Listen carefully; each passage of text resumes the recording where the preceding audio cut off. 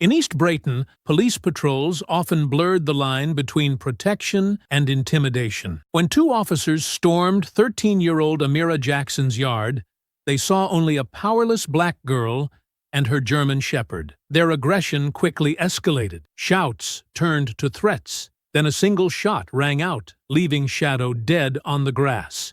But with one trembling phone call, Amira sets something unstoppable in motion. The cops have no idea her father is the mayor, nor that his arrival will turn their reckless act into a citywide outcry.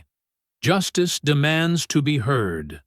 Before we go any further, comment where in the world you are watching from and make sure to subscribe, because tomorrow's story is one you don't want to miss. The summer sun hung low in the sky, painting East Brayton's streets in warm golden light. 13-year-old Amira Jackson stood in her front yard, her braids swaying as she tossed a bright red ball for Shadow.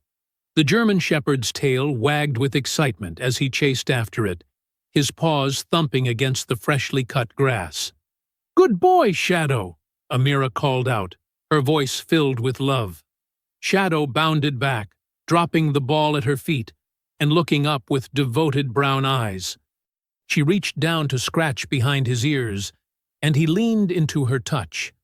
The peaceful moment shattered as police sirens wailed in the distance. Shadow's ears perked up, but he stayed close to Amira, who didn't think much of it at first. This was normal in East Brayton. Police cars often patrolled their historically black neighborhood, but this time was different. Two police cruisers screeched to a halt in front of their house, tires squealing against the pavement. Officer Mark Danley jumped out first, his hand already on his gun holster. His partner followed, both approaching with aggressive stances. "Get that dog under control!" Danley shouted, his face twisted with unnecessary anger. "Now!" Amira's heart started racing. Shadow wasn't doing anything wrong. He was just standing beside her, confused by the sudden commotion. "He's not doing anything," she said, her voice shaking. "We're just playing fetch." "I said control that animal." Danley took 3 quick steps forward, drawing his weapon. Shadow moved slightly in front of Amira, not aggressive but protective, sensing her fear. Mrs. Thompson, their elderly neighbor, stepped onto her porch. "What's going on here?" she called out, her phone already recording. Other neighbors began emerging from their homes, drawn by the shouting. "Step away from the dog!" Danley's partner yelled, but his voice lacked the same hatred as Danley's. "We got a call about a dangerous animal." Amira's hands trembled as she gripped Shadow's collar, more to reassure herself than to control him. "He's not dangerous. He's my dog. We live here." She could feel Shadow's steady heartbeat against her leg, his presence usually comforting, but now filling her with dread as she watched Danley's finger tighten on the trigger. "Please," she begged, tears forming in her eyes. "He's not doing anything wrong." More phones appeared in windows and doorways, recording the scene. The evening air grew thick with tension as neighbors called out in protest. "Leave them alone! The dog isn't doing anything." But Danley's face only grew harder, his prejudice visible in every line of his expression. Shadow shifted his weight, still protecting Amira, and that was all the excuse Danley needed. The gunshot cracked through the air like thunder. Shadow yelped, a sound that would haunt Amira's dreams forever. His body jerked, and warm blood sprayed across Amira's legs as he collapsed. "Shadow!" Amira's scream tore through the neighborhood, raw with horror and disbelief. She dropped to her knees beside him, her hands hovering over his body, afraid to touch and make it real. Shadow's eyes, still full of love and confusion, met hers one last time.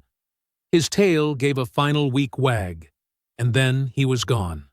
"No, no, no," Amira sobbed, finally touching his fur, still warm. "Shadow, please." The neighborhood erupted in chaos.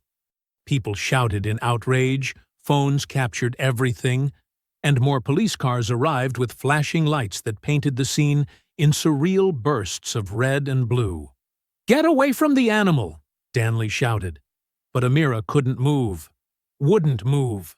Her whole world had narrowed to Shadow's still form, her tears falling onto his fur, mixing with his blood on the grass she'd played on just moments ago.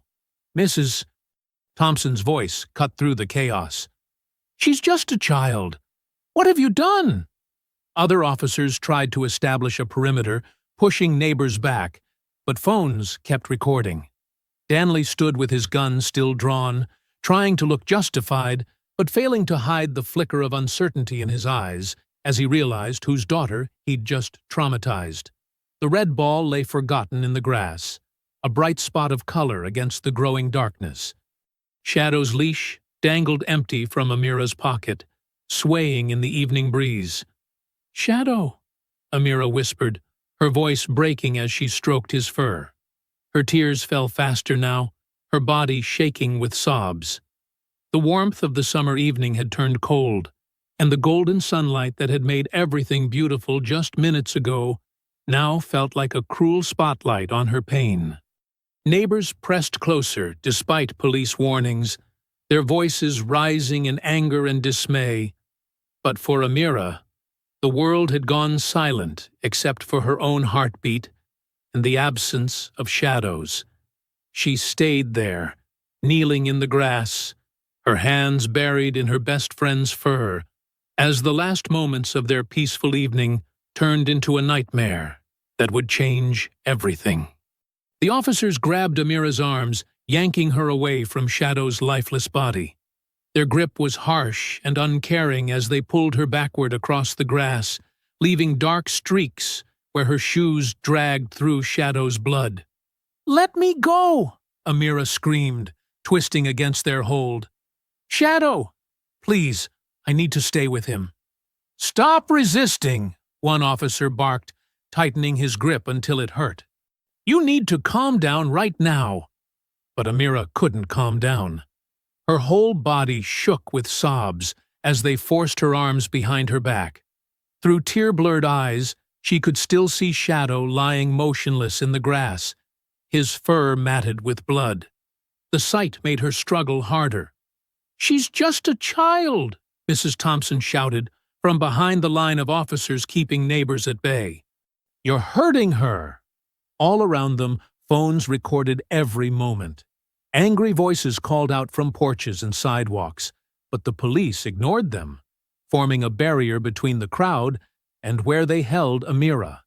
Officer Danley stood back, his face a mask of false authority as he barked orders at the growing crowd. "Everyone needs to disperse. This is an official police matter." The words made Amira's stomach turn. They'd killed Shadow, and now they were acting like she was the problem. Her arms ached where the officers gripped them, but she managed to twist her right hand just enough to reach toward her pocket. "Stop moving," the officer holding her right arm commanded, but Amira had already grabbed her phone. Her fingers, slick with Shadow's blood and her own tears, fumbled with the screen as she hit her father's speed dial. The phone clicked on speaker just as an officer tried to snatch it away. Amira screamed into it, her voice raw with desperation. "Daddy, help me! They killed Shadow! The police shot him! They're hurting me!" "Amira?" Her father's voice crackled through the speaker, sharp with concern. "What's happening? Where are you? Give me that phone!" An officer reached for it, but Amira jerked away, crying harder. "We're at home! Officer Danley shot Shadow. He wasn't doing anything wrong. They're grabbing me and won't let me go." Her words tumbled out between sobs. "There's so much blood, Daddy. Shadow's dead." In the background, she could hear her father shouting orders, his voice tight with controlled fury. "I'm sending security right now. Keep your phone on. I'm coming, baby. Don't let them take your phone." The officers' grips loosened slightly at the mention of security, but they didn't let go. Uncertainty flickered across their faces as they looked at each other, then at Officer Danley, who had gone pale.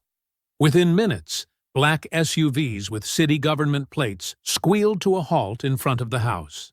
Professional security teams in suits poured out, followed by news vans and camera crews who had been monitoring the mayor's security channel. "Step back from the girl!" the head of security commanded, his voice carrying authority that made the officers hesitate. "Mayor's daughter! Stand down now!" Cameras swung toward the scene as reporters rushed forward, microphones extended. The evening news helicopter appeared overhead, its spotlight cutting through the growing darkness. What's happening here? Why was force used against a minor? Who gave the order to shoot the dog? The questions came rapid-fire as more media arrived. Officer Danley started backing toward his cruiser, but cameras followed his every move. Other officers shifted nervously, their earlier confidence evaporating under the media spotlight.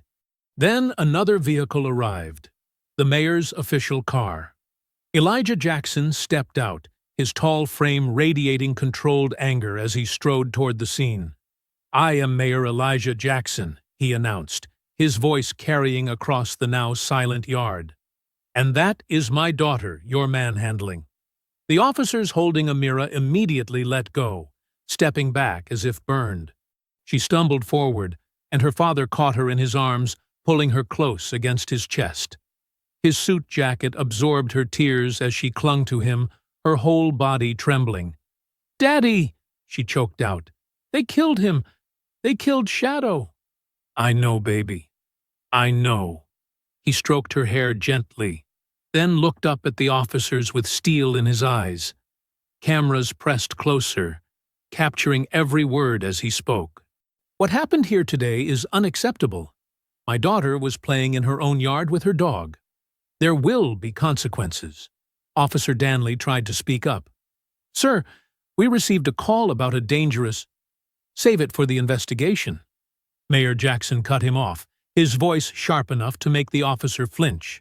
He turned to face the cameras directly, keeping one arm protectively around Amira.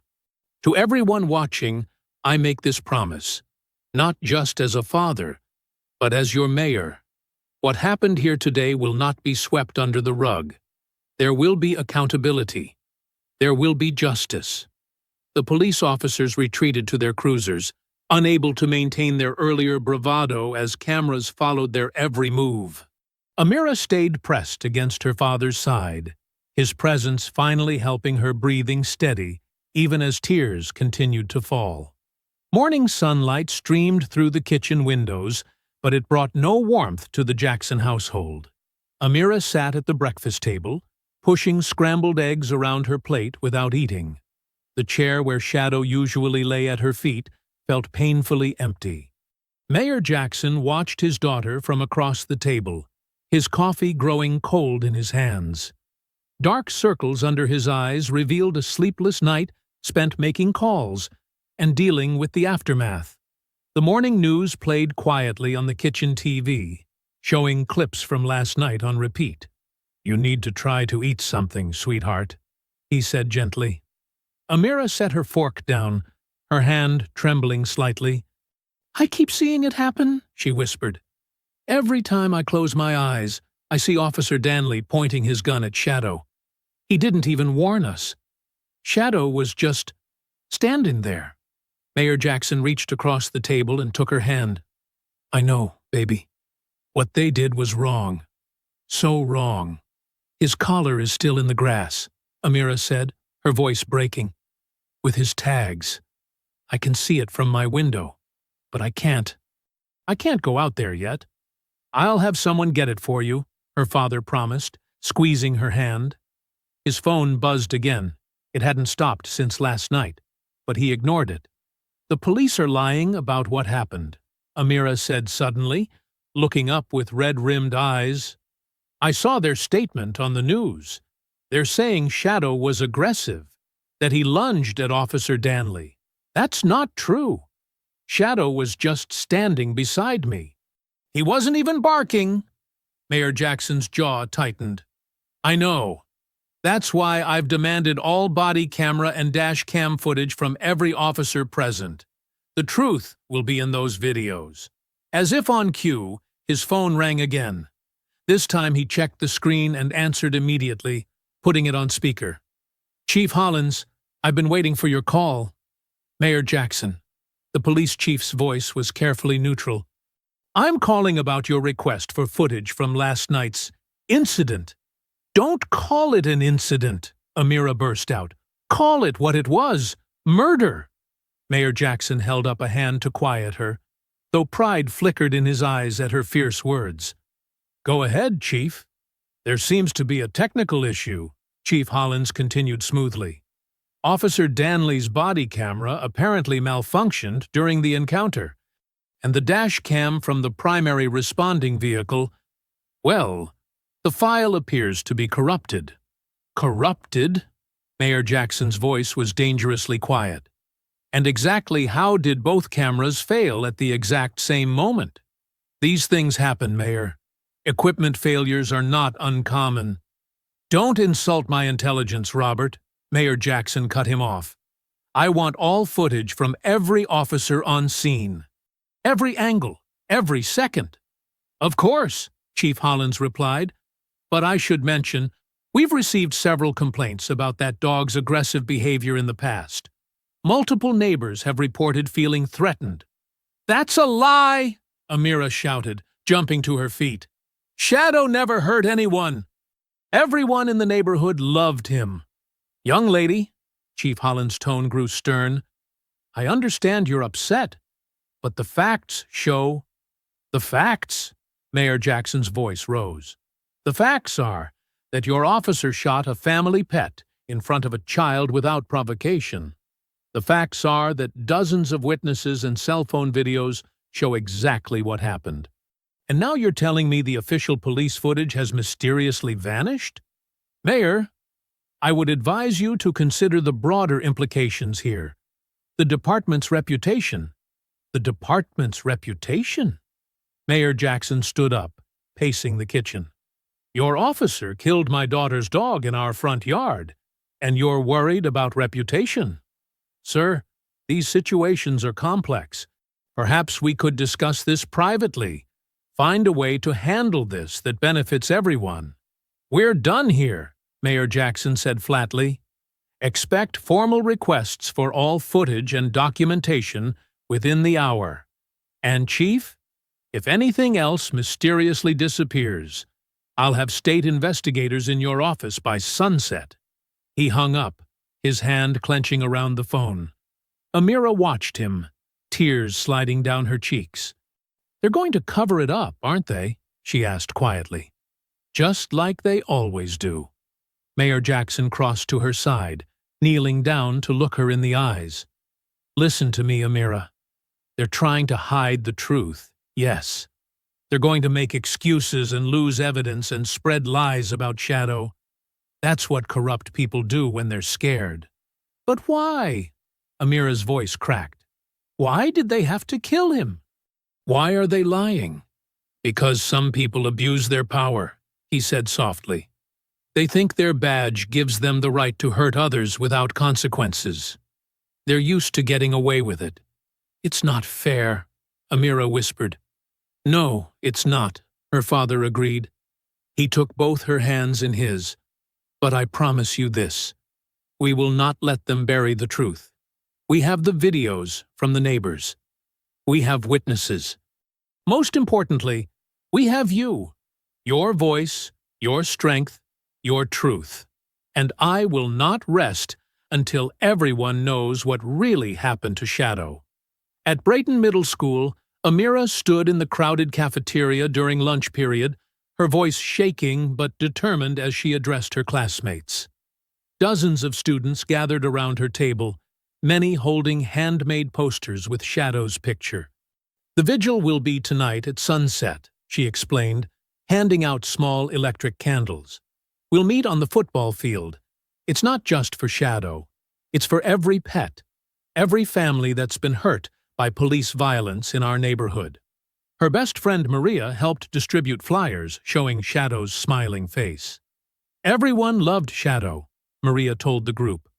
He used to wait with us at the bus stop every morning, remember? Students nodded, sharing their own memories.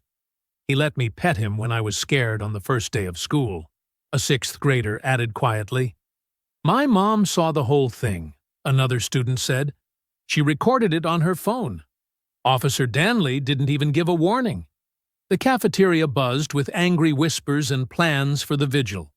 Some students were already wearing black ribbons Amira had made, but not everyone supported her. At a far table, she noticed a group of students watching with disapproving faces, including the daughter of another police officer. The lunch bell rang, but before Amira could gather her things, Vice Principal Matthews appeared at her table. His face was stern. Miss Jackson, come with me, he ordered. Now. In his office, Amira found herself facing not just the vice principal, but also the principal, Dr. Carter, and the school resource officer. Her heart pounded, but she sat up straight, just like her father always did at difficult meetings. This unauthorized gathering needs to stop immediately, Dr. Carter said, shuffling through the vigil flyers. You're creating a hostile environment and disrupting school operations. It's just a peaceful vigil, Amira protested. We have a right to gather and remember Shadow. You're inciting division, Vice Principal Matthews cut in. Turning students against law enforcement, spreading anti-police sentiment. I'm spreading the truth, Amira's voice rose. Officer Danley killed my dog for no reason. There's video evidence. That's enough, Doctor. Carter slapped her hand on the desk. This is exactly the kind of inflammatory rhetoric we're talking about. You're suspended. Effective immediately. What? Amira stood up, shocked. You can't suspend me for organizing a memorial. We can, and we are, Dr. Carter said firmly. 3 days suspension for disrupting school operations and creating a hostile environment. Officer Brooks will escort you to clean out your locker. Across town at City Hall, Mayor Jackson sat in his office, facing down 3 angry city council members. Councilman Richards paced in front of his desk. This has to end, Elijah, Richards insisted. The police union is threatening action. Donors are pulling support. You're going to destroy everything we've built. Everything we've built? Mayor Jackson repeated quietly. You mean the system that lets officers shoot family pets without consequences? Councilwoman Martinez leaned forward. Be reasonable. It was unfortunate, yes, but pushing this issue is political suicide. Think about your re-election. Think about your daughter's future, Councilman Peters added. You really want her labeled as the girl who started a war with the police department? Over a dog? Mayor Jackson's phone buzzed. A text from Amira. They suspended me. Can you come get me? He stood up slowly, his hands flat on his desk. Get out. Excuse me? Richards stopped pacing. Get out of my office. Mayor Jackson's voice was steel. All of you. And let me be very clear. If you ever use my daughter to threaten me again, you'll regret it. You're making a mistake, Martinez warned, standing. The council votes on your initiatives next week. Your reform proposals, the community center funding, all of it. Don't throw away your agenda over this. My agenda? Mayor Jackson laughed bitterly. My agenda is justice. My agenda is making sure no other child watches their pet die in their front yard. Now get out. Later that evening, Amira sat on their living room couch, still in her school clothes, tears dried on her cheeks. Mayor Jackson joined her, setting down 2 mugs of hot chocolate. They're saying I'm causing trouble, Amira said softly, that I'm making the school look bad. But all I wanted was to remember Shadow. You're not causing trouble, her father assured her. You're standing up for what's right. There's a difference. But they're threatening you too, aren't they? I heard you on the phone. She looked up at him. They want you to stop fighting for Shadow. Mayor Jackson sighed, wrapping an arm around her shoulders. They think everyone has a price that we'll give up if they threaten our comfort, our reputation, my position. Will we? Amira's voice was small. No, he said firmly. Some things matter more than politics, more than power, more than staying comfortable. He squeezed her shoulder. Truth matters. Justice matters. Standing up for what's right matters, even if it costs you everything. Especially then, he said, because if we let them bury this truth, if we let them pretend it didn't happen, we're telling them it's okay, that they can keep hurting people, keep lying, keep covering it up. The streetlights cast long shadows across Mayor Jackson's desk as he waited in his darkened office. It was well past normal hours at City Hall, but tonight's meeting couldn't happen in daylight. At exactly 9 p.m., a sharp knock echoed through the empty corridor. "Come in," he called softly. Jada Cross entered, her press badge from 5 years ago still hanging defiantly around her neck. She looked exactly as he remembered.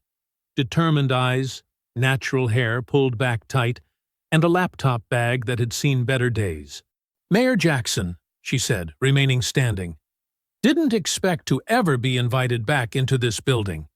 Please, sit." He gestured to the chair across from him. "And it's just Elijah tonight. No titles." Jada sat, but her posture remained guarded. "I saw the videos of what happened to your daughter's dog. Typical Brayton PD. Shoot first, destroy evidence later. That's why I called you." Mayor Jackson leaned forward. "You tried to expose them 5 years ago. They buried your story and got you fired." "They did more than that." Jada's voice was bitter. "They blacklisted me from every major outlet in Texas, labeled me a conspiracy theorist, destroyed my career because I dared to question the thin blue line. But you kept everything, didn't you?" Mayor Jackson's eyes met hers. "All the evidence, all the connections you uncovered?" A slight smile crossed Jada's face. "Every last bite. Been waiting for the right moment, the right ally." She opened her laptop. "Officer Danley? He's just the tip of the iceberg. The corruption goes all the way to the top." For the next hour, Jada showed him files, photos, and documents. Evidence of police brutality covered up, missing evidence, suspicious deaths labeled accidents, and money flowing through shell companies connected to department leadership. "This is bigger than Shadow," Jada explained, pulling up more files. "They've been terrorizing East Brayton for years, but they finally messed up. They hurt the mayor's daughter in broad daylight, with witnesses and videos. They can't bury this one so easily." "I need your help," Mayor Jackson admitted, "but I have to warn you. They'll come after you again. They'll try to discredit you, maybe worse." Jada laughed darkly. "Let them try. I've spent 5 years building an airtight case. This time, I'm ready for them." She closed her laptop. "But we need to be smart, strategic. We need to control the narrative before they do." "My daughter's already working on that." Mayor Jackson smiled slightly. "She wants to start a video blog. Tell her story directly to the public." "Smart girl," Jada nodded approvingly. "The youth listen to their own, but she'll need protection. They'll try to silence her too." "I know." His face darkened. "They already suspended her from school." "Then we work fast." Jada stood, extending her hand. "I'll start digging deeper into Danley's history. You keep the political pressure on, and let your daughter tell her truth. Between the three of us, we'll crack this wide open." Back at the Jackson home, Amira sat cross-legged on her bed, surrounded by art supplies. She carefully finished the logo for her vlog, a black-and-white sketch of Shadow with the words, "Shadow's Justice," in bold letters beneath. Her phone was propped up on a stack of books, ready to record. She took a deep breath, checking her appearance one last time. Her natural hair was styled perfectly, and she wore Shadow's collar around her wrist like a bracelet. The wall behind her displayed photos of Shadow, playing in the yard, sleeping on the couch, sitting proudly in his graduation bandana from puppy training class. "Ready," she whispered to herself, pressing record. "Hi, I'm Amira Jackson, and this is Shadow's Justice. 5 days ago, my best friend was murdered by police in our front yard. His name was Shadow, and he was the gentlest German shepherd you'd ever meet." Her voice grew stronger as she spoke, sharing memories of Shadow, how he'd wait with her at the bus stop, how he'd bring her toys when she was sad, how he'd learned to give high fives to everyone he met. "Officer Danley didn't see that Shadow, though," she continued. "He saw what he wanted to see. A threat. A reason to pull his gun. He didn't warn us. Didn't give Shadow a chance. Didn't care that he was killing a child's pet in front of her eyes." She held up her phone, showing the videos her neighbors had taken.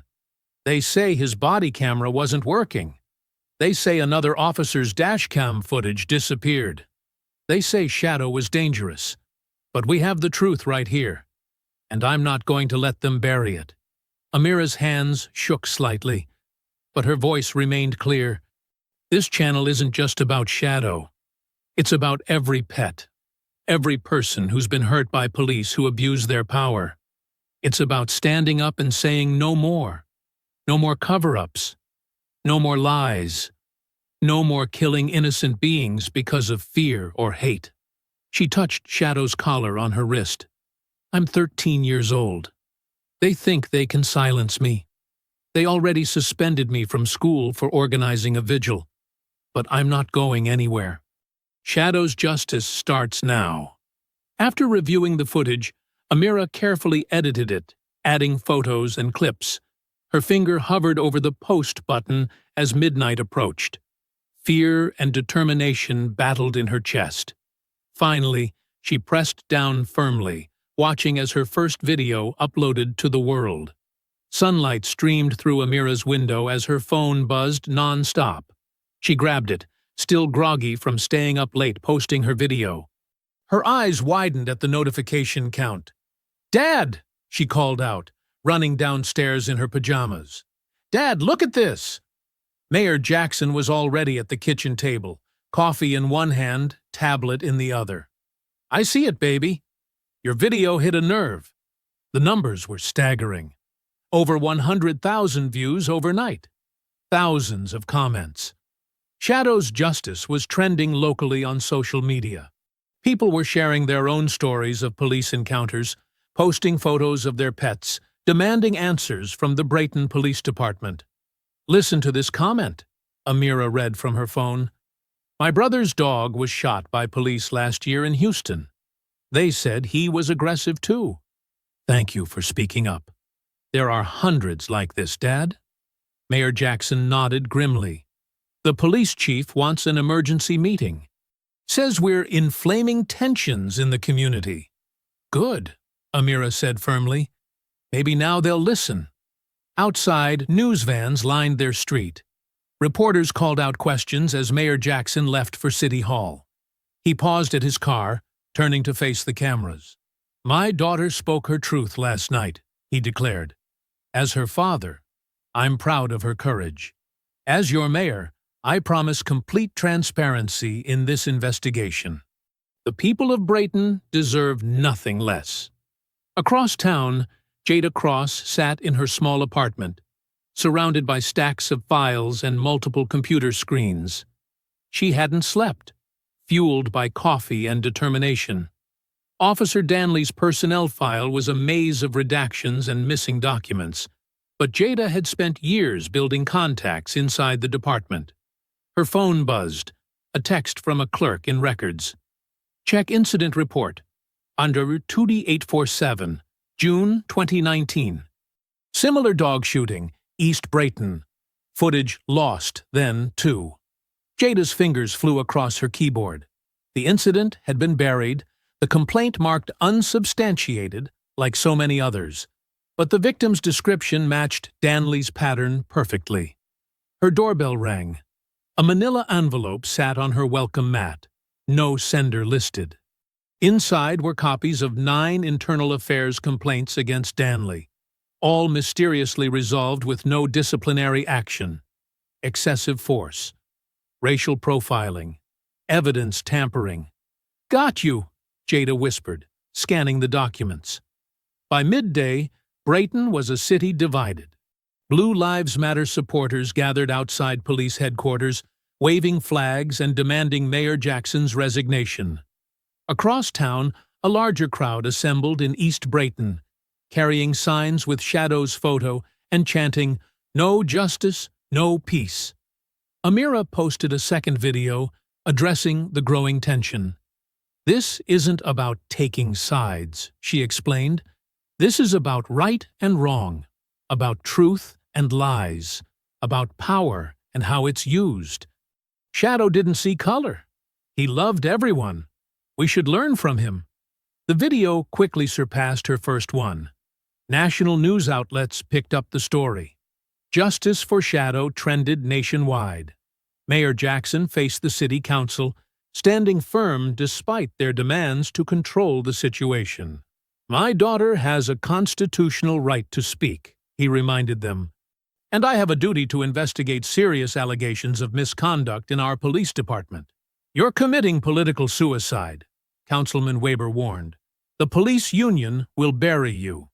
"Then I'll be buried standing up for what's right," Mayor Jackson replied. Back in her makeshift office, Jada followed a trail of financial records.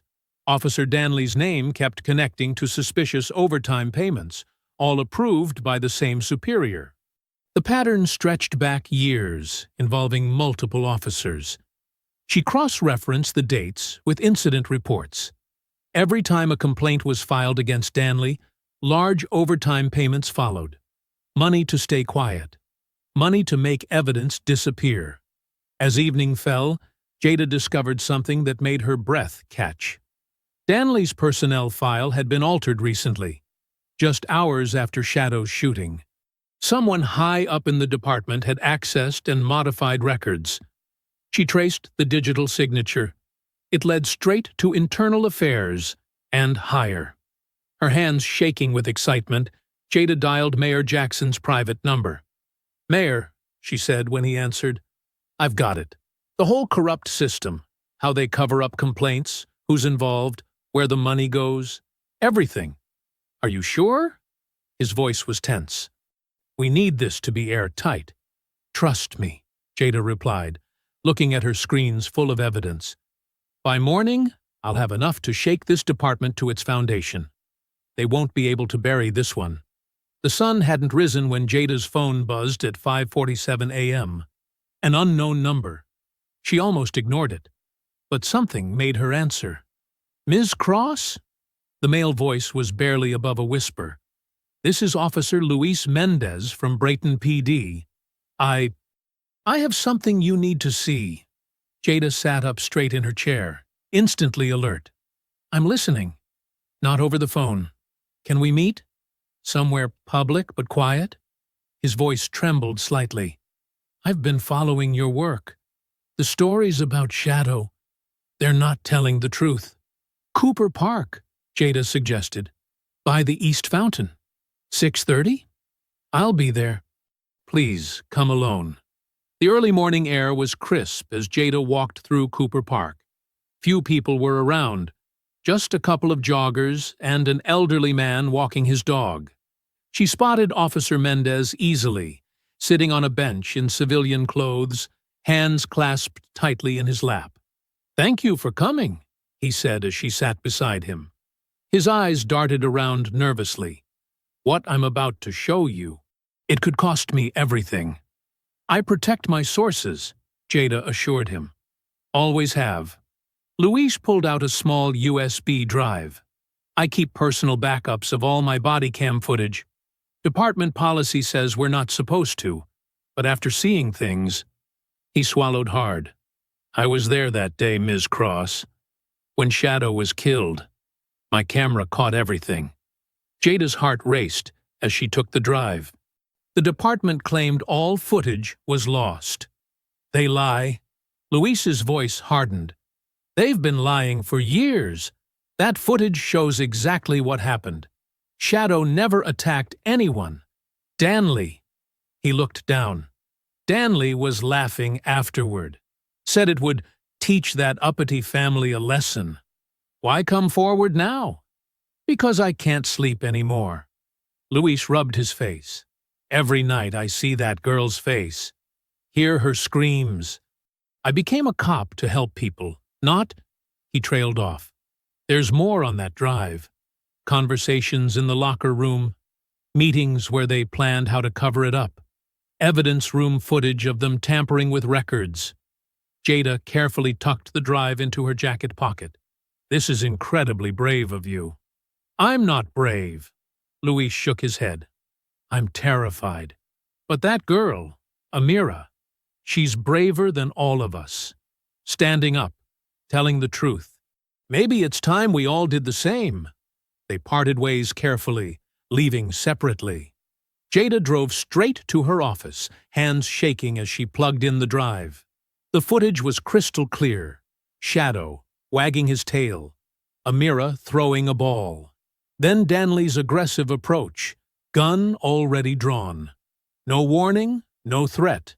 Just the sudden crack of the shot. And afterward, the officers huddled together, Danley's voice clear. These people need to learn their place. One dead mutt at a time.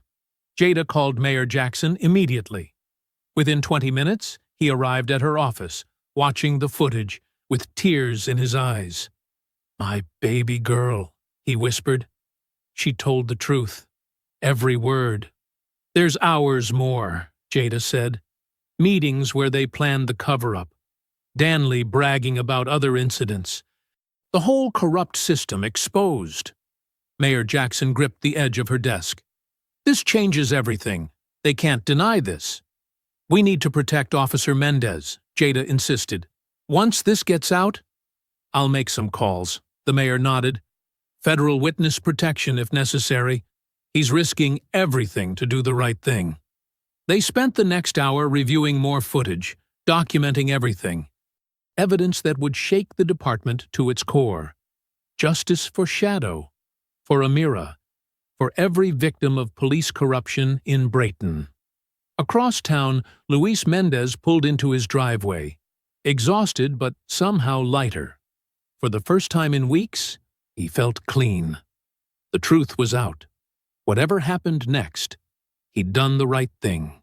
He didn't notice the unmarked police car parked 3 houses down, or the 2 officers inside watching his every move through binoculars.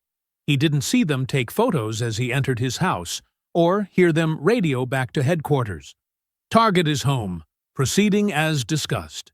Luis made coffee, checked his email, tried to act normal, but his hands wouldn't stop shaking. He kept thinking about the footage, about Amira's courage, about years of silence finally broken. Looking out his kitchen window at the rising sun, he whispered a quiet prayer for protection, unaware that dark forces were already moving against him. Mayor Jackson's phone rang at 4:38 a.m. His heart dropped when he saw the police chief's number. Mr. Mayor? Chief Roberts' voice was oddly formal. There's been an incident. Officer Luis Mendez was found deceased in his home about an hour ago. Initial evidence suggests suicide. The mayor's hands went cold. Suicide? That's impossible. A note was found. Roberts cut in. He'd been struggling with depression, apparently. Very tragic. Elijah knew it was a lie. He'd seen Luis just yesterday, a man determined to expose the truth, not end his life. He hung up without responding and immediately called Jada. No answer. His phone buzzed with a text from an unknown number. Check the morning news. Turning on the TV, his stomach churned. Breaking news banner. Local journalist arrested for cybercrimes. The footage showed Jada being led out of her apartment in handcuffs, face grim but defiant. Dad? Amira stood in the doorway, still in her pajamas. What's happening? Before he could answer, his phone rang again. City Manager Thompson, his voice dripping with fake concern. Elijah, we need to talk. My office, 1 hour. The city manager's office was cold despite the morning heat. Thompson sat behind his massive desk, flanked by 2 council members and the city attorney. This is a courtesy meeting, Thompson began, sliding a folder across the desk. We're giving you a chance to resign gracefully. Mayor Jackson didn't touch the folder. And if I refuse? Thompson clicked a remote. A video played on the wall screen. Grainy footage showing someone who looked like Amira spray-painting police cars. Amazing what technology can do these days. Of course, this footage is clearly fake, but the public might not see it that way. You're threatening my daughter? Elijah's voice was deadly quiet. We're offering you a dignified exit, Councilwoman Peters said smoothly. Full pension, glowing recommendations. The alternative could be messy. Where's the real footage? Elijah demanded. The evidence Officer Mendez provided? Thompson spread his hands innocently. What footage? Our IT department has no record of any unauthorized backups. And now, sadly, we can't ask Officer Mendez about these allegations. You killed him. The words hung in the air. That's a serious accusation, Mr. Mayor, the city attorney warned. Officer Mendez's death was clearly self-inflicted. The medical examiner's report will confirm it. You have 24 hours to announce your resignation, Thompson said. Cite personal reasons, health concerns, whatever you prefer. After that, he gestured at the fake video still frozen on the screen. Elijah stood slowly. You know what your mistake is? You think because you have power, you have control. But there's something stronger than power. He walked to the door. The truth. The truth. Thompson laughed. Look around, Elijah. Your whistleblower is dead. Your journalist friend is in jail. The evidence is gone. What truth can you possibly prove? My daughter's truth, Elijah said quietly. The truth millions have already seen in her videos. The truth in the eyes of every person who watched her dog die. You can't erase that. Don't be stupid, Elijah, Councilwoman Peters snapped. Think about your daughter's future. I am. He opened the door. That's why I'm not backing down. At home, Amira was waiting. Her eyes were red but fierce. They killed Officer Mendez, didn't they? And they took Ms. Cross away? Elijah sat beside her on the couch. Yes, baby. They're trying to scare us into being quiet. Are you going to resign? No. He took her hand. You know why? Because you taught me something important. When Shadow died, you didn't hide. You didn't stay quiet. You stood up and told your truth, no matter how hard they tried to silence you. Tears rolled down Amira's cheeks. I'm scared, Dad. For you. For Ms. Cross. For all of us. Being brave doesn't mean not being scared, he said softly. It means doing what's right, even when you're terrified. Officer Mendez was brave. Ms. Cross is brave. And you, my beautiful daughter, are the bravest of all. What do we do now? Elijah pulled her close. We keep fighting. We honor Officer Mendez's sacrifice by making sure the truth he died for comes to light. We get Ms. Cross out of jail. And we show this city that justice can't be buried, no matter how deep they try to dig the hole. Like Shadow, Amira whispered. He always kept fighting, no matter what. Exactly like Shadow. Elijah kissed her forehead. They think killing one man and locking up another will end this. But they don't understand. Every person they try to silence only makes our voices stronger. Outside, news vans were already gathering. Phones were ringing. The storm was building. But in that moment, father and daughter sat together, drawing strength from each other, ready to face whatever came next. The evening sun cast long shadows across the community center wall, where Shadow's mural had stood proud for the past week. Amira stopped dead in her tracks, her phone slipping from nerveless fingers. The beautiful portrait of Shadow, painted by local artists who'd been moved by her story, was now unrecognizable. Thick black paint had been sprayed across Shadow's face. Cruel words covered the wall. Lying brat and Blue Lives Matter stood out in angry red letters. No! No! No!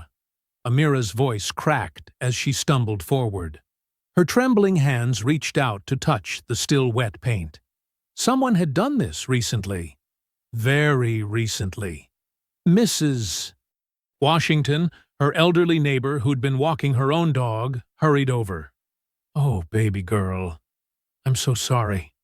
I just passed by here an hour ago, and it was fine then." Amira's fingers came away black and red. Her vision blurred with tears, but she forced herself to take out her phone again. With shaking hands, she started recording. "This—" Her voice broke. She cleared her throat and started again. "This is what they do when the truth scares them. They try to cover it up. They try to make us ugly." The camera panned across the defaced mural. "But they don't understand. Every time they do something like this, they just prove why we need to keep fighting." Tears streamed down her face, but her voice grew stronger.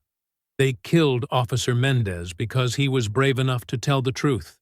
They arrested Ms. Cross because she wouldn't stay quiet. Now they're trying to erase Shadow again." She turned the camera on herself, not bothering to wipe away her tears.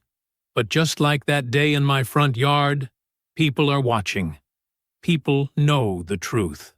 Mrs. Washington stepped into frame, putting an arm around Amira's shoulders. Other neighbors began gathering, their faces angry and concerned. "We're not alone," Amira continued, "and we're not afraid. Shadow taught me that love is stronger than fear. Officer Mendez knew that truth is stronger than lies. So go ahead, paint over our words, lock up our allies, try to scare us into silence. But we're still here, we're still standing, and we're not going anywhere."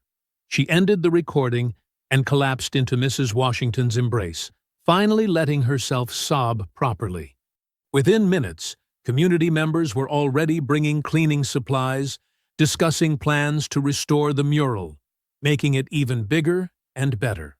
Across town, in a quiet booth at the back of a small diner, Mayor Elijah Jackson sat across from Angela Torres, a federal civil rights attorney known for taking on police corruption cases. "They're escalating," Torres said, reviewing the day's events on her tablet. "Officer Mendez's death, Jada's arrest, the threats against you and Amira. They're desperate. Which means they're dangerous," Elijah added, his coffee growing cold and forgotten. "But also vulnerable," Torres pointed out. "Desperate people make mistakes. The question is, are you ready for what comes next? Because once we file federal charges, there's no going back. They'll come at you with everything they have." Elijah's phone buzzed. A text from Mrs. Washington, with a video link to Amira's latest post about the mural. He watched it silently, his heart swelling with pride and aching with worry. "They're already coming at us with everything," he said finally. "My daughter lost her dog. Then she lost her sense of safety. Now they're trying to take her voice. Officer Mendez lost his life. Jada lost her freedom. What else can they take?" "Your career," Torres reminded him. "Your reputation. Your—" "My soul?" Elijah interrupted. "Because that's what staying quiet would cost me. What kind of father would I be if I taught my daughter that comfort is more important than justice?" Torres nodded slowly. "I'll file the paperwork tonight. But we need to move fast. Every hour Jada spends in jail is another hour they have to destroy evidence." "Do it," Elijah said firmly. "And make it loud. I want press releases, press conferences, the works. No more shadows, no more quiet meetings. It's time to bring everything into the light." When Elijah got home, he found Amira sitting on Shadow's old bed in the corner of her room, holding his worn leather collar. "I saw your video," he said softly, sitting beside her. "They're never going to stop, are they?" she asked, running her fingers over Shadow's name tag. "Not on their own," Elijah admitted. "But that's why we don't stop either." He picked up Shadow's favorite tennis ball from the bed. "You know what I remember most about Shadow? how he never gave up during fetch. No matter how far I threw the ball, no matter how tired he always brought it back. Because he was loyal, Amira said quietly. Because he was determined, Elijah corrected. Just like you. Just like Officer Mendez. Just like Ms. Cross. They can paint over walls. They can make up lies. They can try to scare us away. But we keep coming back. We keep bringing the truth back, no matter how far they try to throw it away. Amira leaned against her father's shoulder. I miss him so much, Dad. I know, baby. He wrapped his arm around her.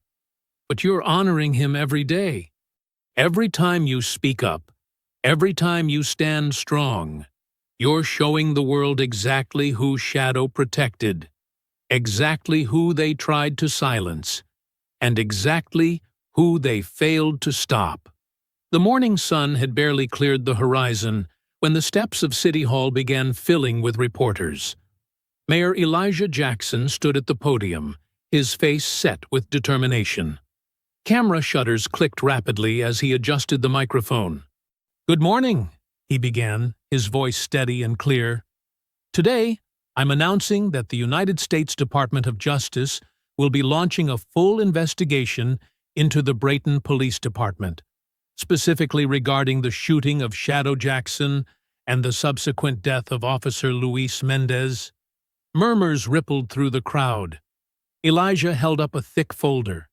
I have here documented evidence of systematic corruption within our police department, evidence tampering, witness intimidation, false arrests, and now, what appears to be a cover-up of a potential murder of a whistleblower officer. In the crowd, Amira watched her father with pride, standing between Mrs. Washington and several other community members who'd come to show support. The arrest of journalist Jada Cross was a desperate attempt to silence the truth, Elijah continued. But that ends today. Ms. Cross has been released, and all charges have been dropped. As if on cue, Jada herself emerged from the courthouse across the street, surrounded by cheering supporters. She walked straight to the crowd of reporters, her head held high.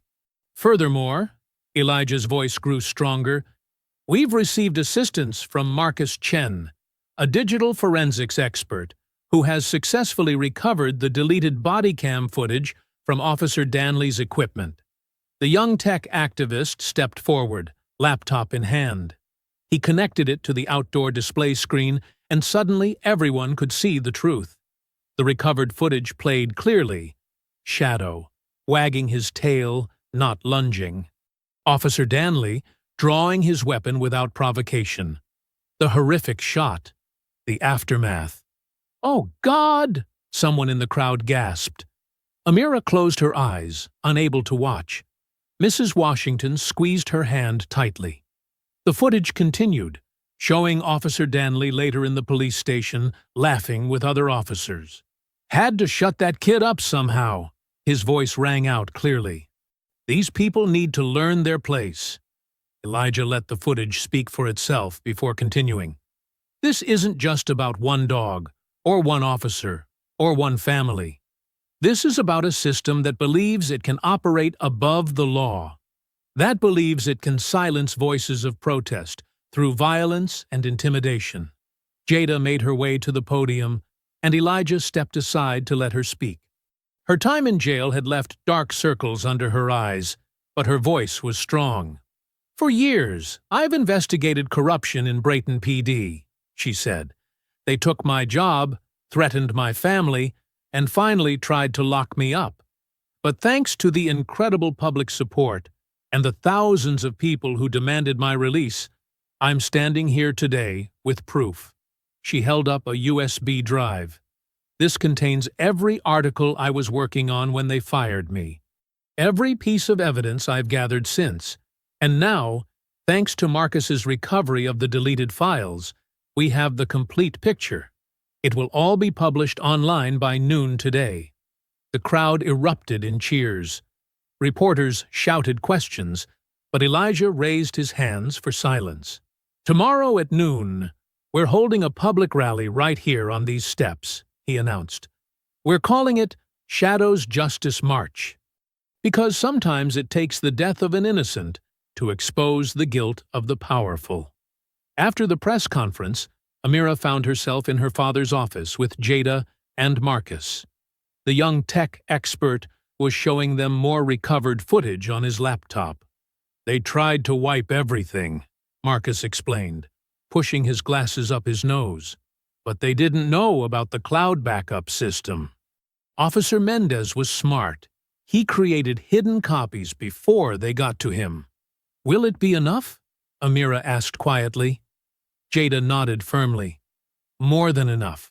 The federal investigators are already going through everything. And tomorrow, at the rally, we're going to make sure everyone knows the truth. Speaking of the rally, Elijah said, turning to Amira, they want you to speak, but only if you feel ready. Amira thought about Shadow's mural, about Officer Mendez, about all the people who'd stood up and fought back. I'm ready, she said. Shadow's voice was silenced. But mine won't be. That night in her bedroom, Amira sat at her desk working on her speech. Shadow's collar lay beside her notebook, his tags catching the lamplight. She'd been writing and rewriting for hours, wanting every word to be perfect. They thought they could scare us into silence, she practiced aloud. But they didn't understand that every act of intimidation only made us stronger. Every threat only proved why we needed to speak louder. She glanced at Shadow's photo on her wall, remembering his brave heart and loyal spirit. The words flowed easier then, filling page after page with truth and determination. The house was quiet, her father long since asleep, but Amira kept working. Tomorrow would be more than just a rally. It would be a reckoning. And she would be ready. The summer sun beat down on City Hall Plaza as thousands of people packed the space, shoulder to shoulder. Hand-painted signs bobbed above the crowd. Justice for Shadow. End police violence.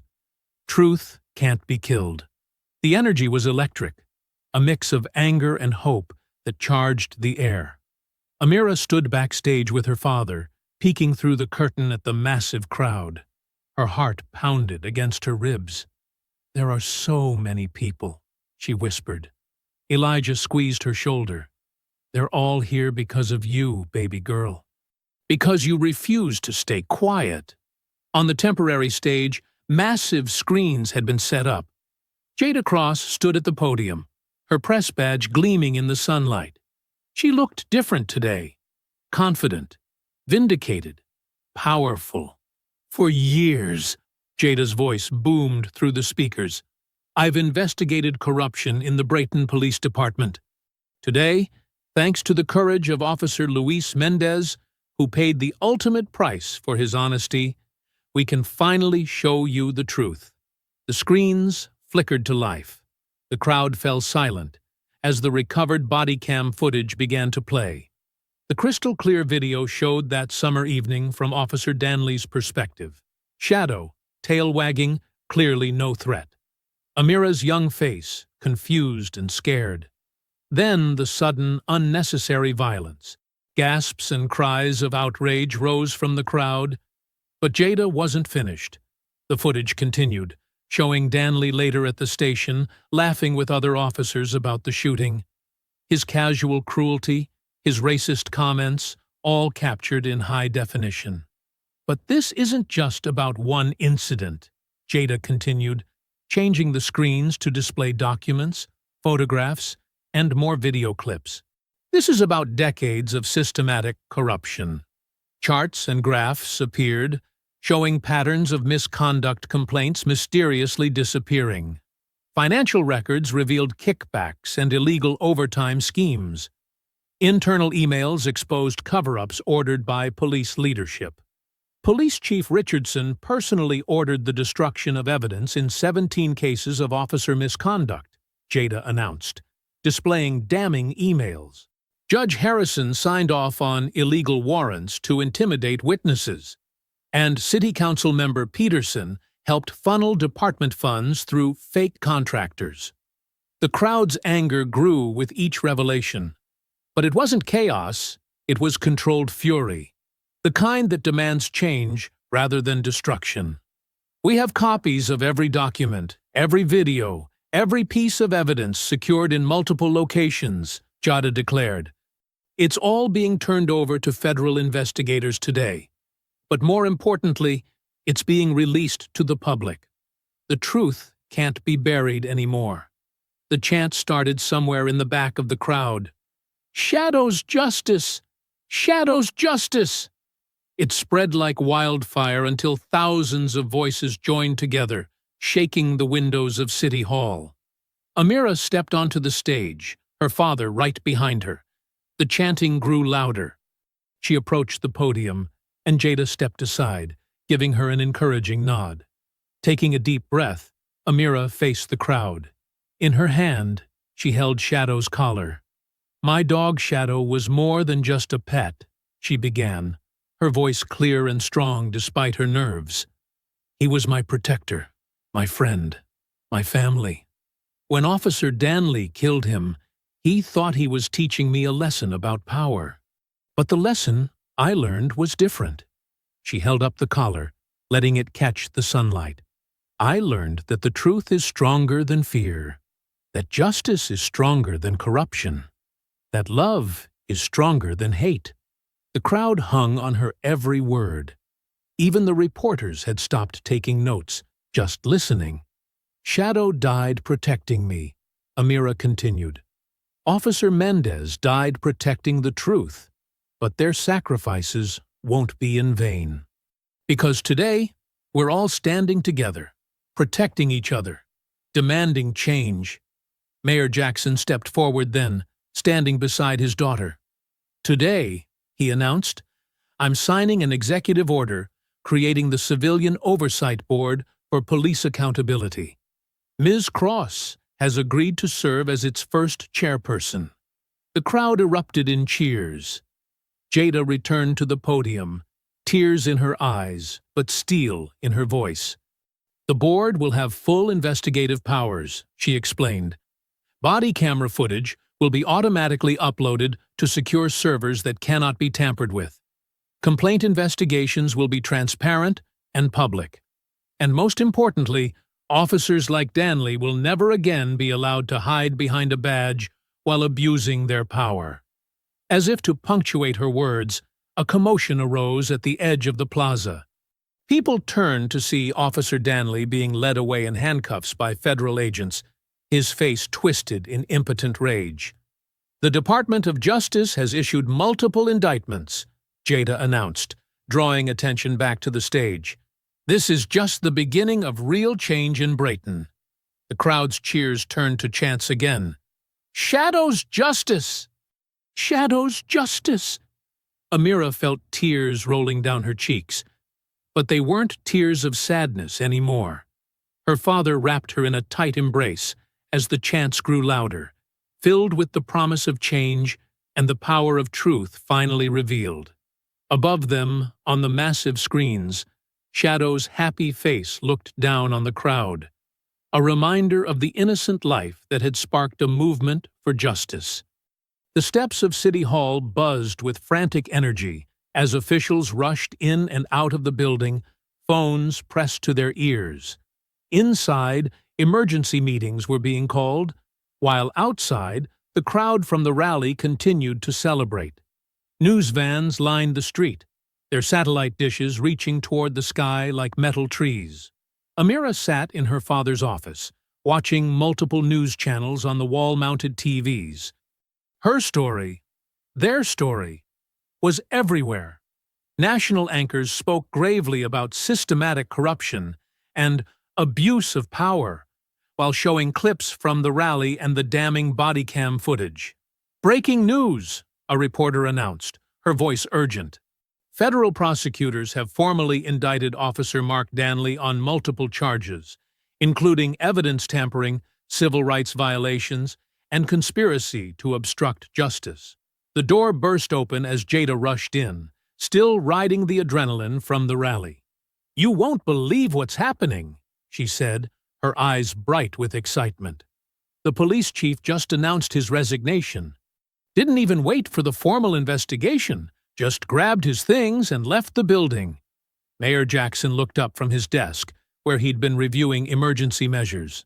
Any word from the state? Better than that, Jada replied, holding up her phone. The governor's office just released a statement. They're launching a comprehensive investigation into all law enforcement agencies in the county. They're calling it the Shadow Act, new guidelines for police accountability and civilian oversight. Amira felt a warmth in her chest. Shadow's name would now be associated with positive change, not just tragedy. The mayor's assistant poked her head in. "Sir, the press is assembled in the conference room. They're waiting for your statement." Elijah stood, straightening his tie. "Ready for one more fight, baby girl?" Amira nodded, standing beside her father. Together, they walked through the bustling hallways of City Hall. Staff members stopped to applaud as they passed, some with tears in their eyes. The conference room was packed wall to wall with reporters. Camera flashes erupted as Elijah and Amira entered. Mayor Jackson approached the podium, his daughter standing proudly at his side. "Today marks a new chapter for Brayton," he began, his voice strong and clear. "The corruption that has plagued our police department for decades has finally been exposed, thanks to the courage of my daughter, the dedication of journalist Jada Cross, and the sacrifice of Officer Luis Mendez." He paused, letting his words sink in. "But exposure isn't enough. We need lasting change. That's why I'm announcing the creation of the Brayton Police Reform Commission. This independent body will oversee the complete restructuring of our police department." Questions erupted from the reporters. Elijah raised his hand for silence. "The commission will implement mandatory de-escalation training, establish clear use of force guidelines, and create a public database of officer complaints. But most importantly, it will work to rebuild trust between law enforcement and our community." A reporter raised her hand. "Mayor Jackson, what do you say to those who claim this is political revenge?" Amira stepped forward before her father could answer. "This isn't about revenge," she said firmly. "This is about making sure no other child has to watch their dog die for no reason. No other family has to lose a loved one because someone with a badge thought they were above the law." Her words silenced the room. Even the veteran reporters looked moved. "My daughter is right," Elijah continued. "This isn't about revenge, it's about justice. And justice isn't political. It's human." More questions followed, but the mayor handled them with calm authority. Yes, federal investigators would have full access to department records. Yes, other officers implicated in corruption would face consequences. Yes, the Civilian Oversight Board would have real power, not just advisory status. As the press conference wound down, Elijah's phone buzzed with a text from the district attorney. "Danley in custody, no bail. Trial date being set." Outside the conference room, city council members who had once pressured Elijah to stay quiet now rushed to align themselves with the reform movement. The same officials who had threatened his career were suddenly eager to be photographed shaking his hand. Hours passed in a blur of meetings, calls, and interviews. The sun had set by the time Elijah and Amira finally headed home, both exhausted but satisfied. In the car, Amira leaned against her father's shoulder. "Do you think Shadow would be proud?" she asked softly. "Baby girl, Shadow was always proud of you," Elijah replied, hugging her close. "And so am I. You didn't just fight for justice. You showed everyone how to fight for what's right." They drove through the streets of Brayton, passing groups of people still celebrating. Some held candles, others carried signs from the rally. The city felt different somehow, lighter, as if a heavy weight had finally been lifted. At home, they found delivery food waiting, ordered by Elijah's staff, who knew they'd be too tired to cook. Father and daughter sat together in the kitchen, sharing quiet smiles between bites. "Tomorrow's going to be another busy day," Elijah said, checking his phone. "The Reform Commission needs to be set up, and there's already talk of other cities wanting to adopt our oversight model." Amira nodded, but her mind was already drifting to her own plans. Her vlog had millions of subscribers now, all eager to help fight for justice in their own communities. Shadow's story had become something bigger than she'd ever imagined. 2 weeks passed in a whirlwind of activity and change. The morning sun cast long shadows across the steps of City Hall as crowds gathered for the official launch of the Brayton Civilian Justice Board. Banners fluttered in the breeze, and the atmosphere hummed with optimism.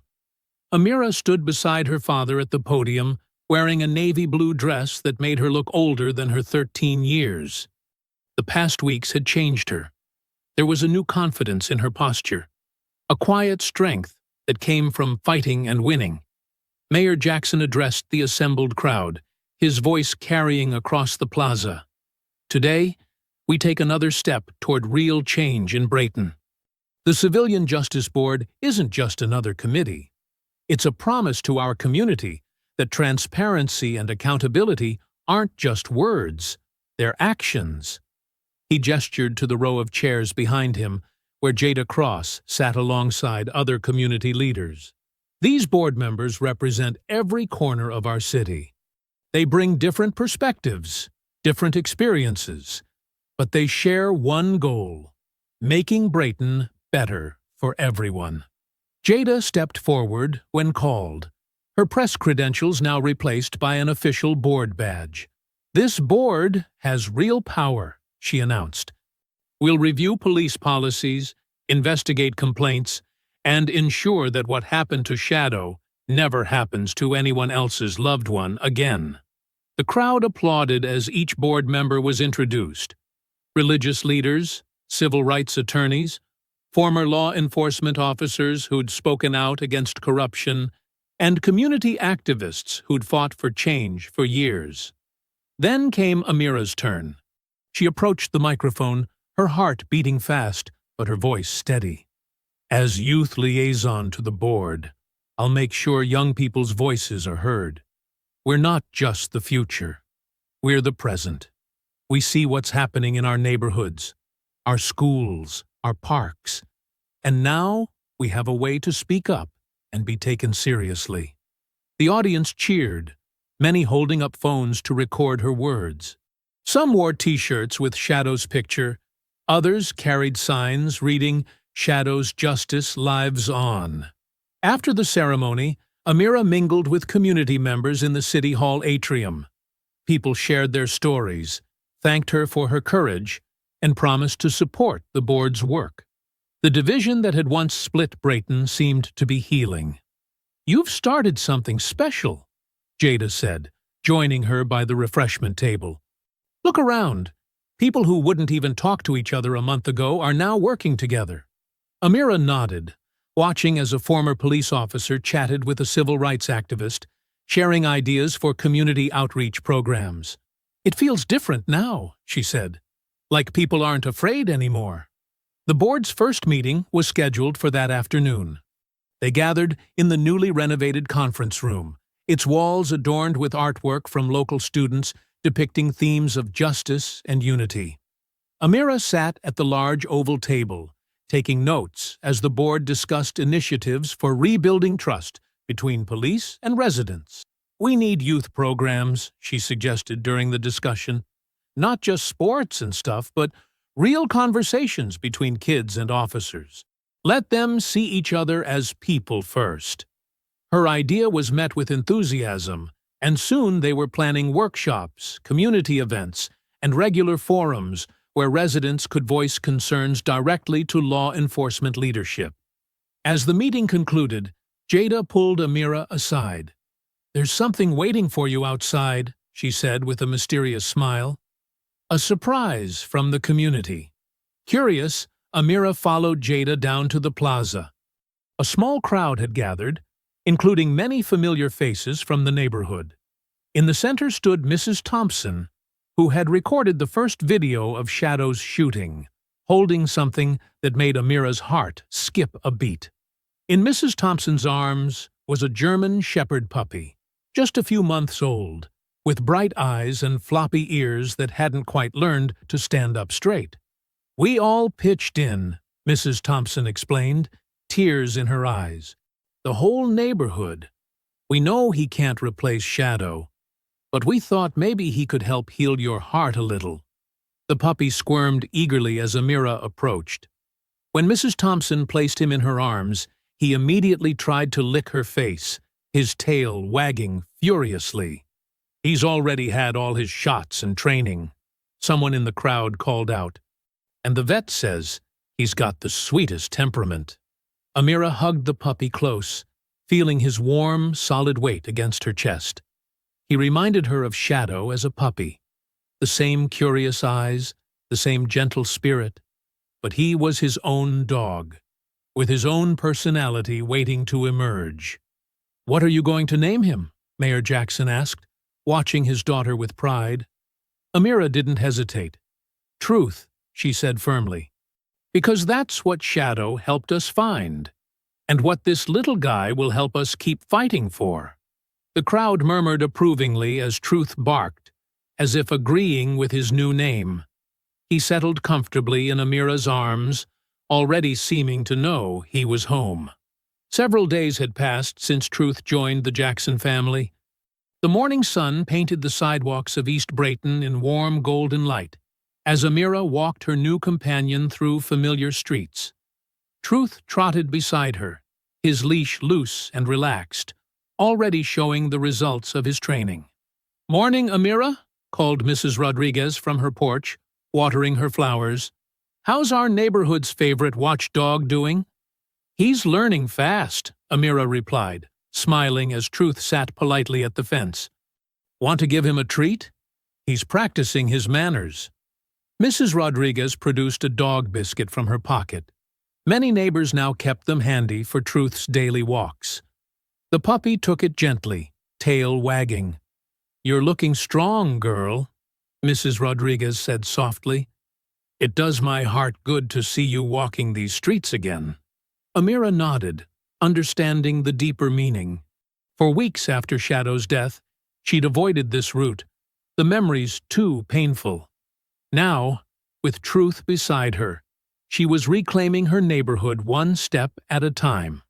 Back home in her room, Amira set up her vlogging equipment, the professional microphone and lighting kit that supporters had sent her after Shadow's Justice went viral.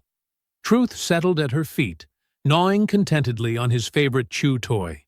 "Hey everyone," she began, her voice clear and confident. "Today's vlog is different.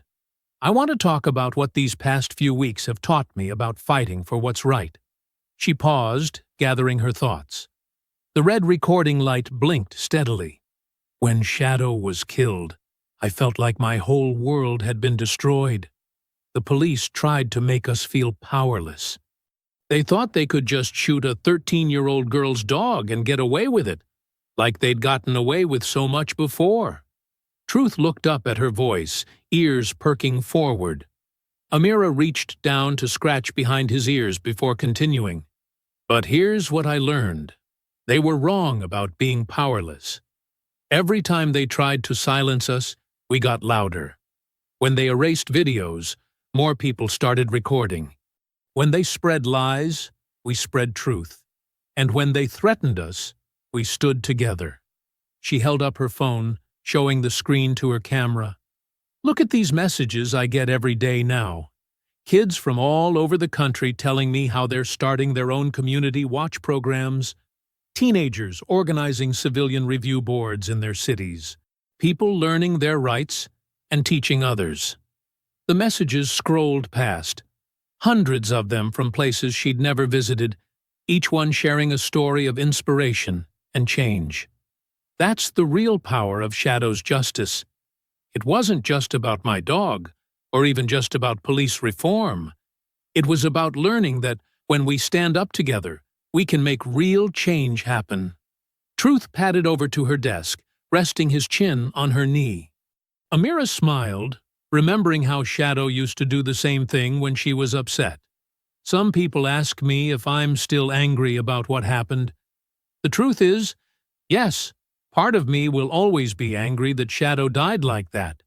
But I've learned that anger can be fuel for change. It doesn't have to burn you up inside. You can use it to light the way forward.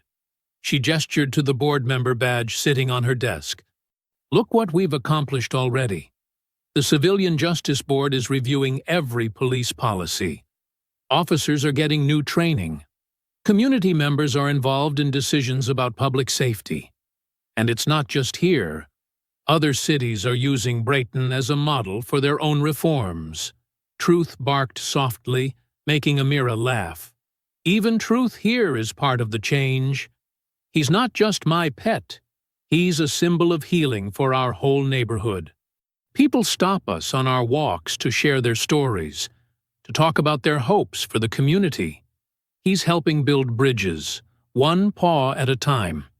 She leaned forward slightly, her expression serious but hopeful. To everyone watching this who's facing their own battles for justice, don't let anyone tell you you're too young, too inexperienced, or too powerless to make a difference. Your voice matters. Your truth matters. And when you stand up for what's right, you'll find you're never standing alone. Truth had flopped onto his back now, paws waving in the air, completely at ease. Amira couldn't help but smile at his antics. Someone wise told me that justice isn't just about punishing wrong, it's about making things right. That's what we're doing here in Brayton. We're not just looking back at what happened to Shadow. We're looking forward, building something better for everyone. She reached down to rub Truth's belly, her voice growing softer but no less determined. Every morning when I walk Truth through our neighborhood, I see the changes. I see former enemies becoming friends. I see people who used to look away now looking out for each other. I see hope growing where fear used to live. Truth rolled over and sat up, placing his paw on her knee as if emphasizing her words. Amira scratched under his chin, feeling the steady beat of his heart against her hand. So keep fighting your battles, whatever they may be. Keep speaking your truth. Keep believing in justice. Because change is possible. I'm living proof of that. And, together, we can make sure that Shadow's justice continues to grow and spread, making our world a little bit better, one community at a time. I hope you enjoyed that story.